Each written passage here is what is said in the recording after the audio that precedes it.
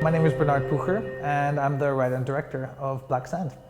Sandman is something that I became familiar with about 5-6 years ago when my friend Stavros showed it to me. I've always wanted to make a Sandman film ever since I started reading them. It's just that it's so difficult to adapt. I mean, it's just visually and everything is really hard to put that down without spending a fortune and everything. So for me, it was really important that I simply make a short film that basically anybody can watch, and if they don't get all of it, they are not confused, they just want to know more. I did not want to tell a story that made the Sandman the protagonist. I felt like I would just get that wrong. I'm gonna do what Neil Gaiman did in the comic books, which is I'm gonna tell an anthology story where Sandman is part of somebody else's journey.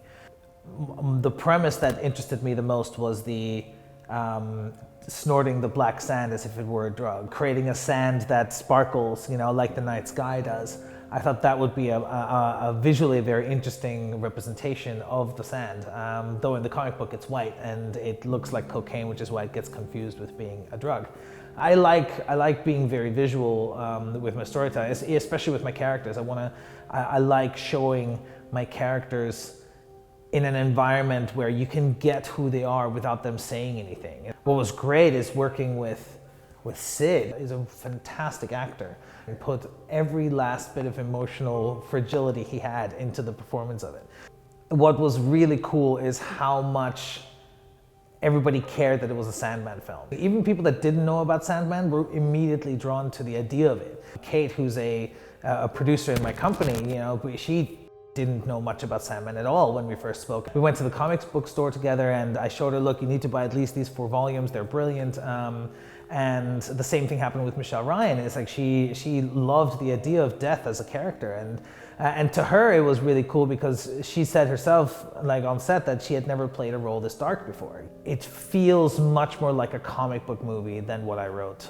But because we ended up choosing the lenses we chose, which flare like crazy, and because we ended up, painting a whole room in green and red, I'm very happy that it got to evolve into this much bolder visual film than what we initially had in mind, which was supposed to be a bit more sort of gritty and down to earth and that kind of thing. And if I had stuck to that vision, I wouldn't have done the source material as well as what I wrote enough service. I think the feedback for the film has been incredible. You never know how people respond to this. I mean, Sandman's so beloved by the fan base. I feel like the response for it has been overwhelmingly positive. And of course, it's amazing that even Neil Gaiman retweeted it. And to have 2 Sandman fan films, 2 very different approaches in the same summer, is awesome. It just shows how hungry so many people are for a good Sandman film. Maybe we'll have another crack at this narrative. Tell another story with Richie, because did he die? Well, we didn't see him die.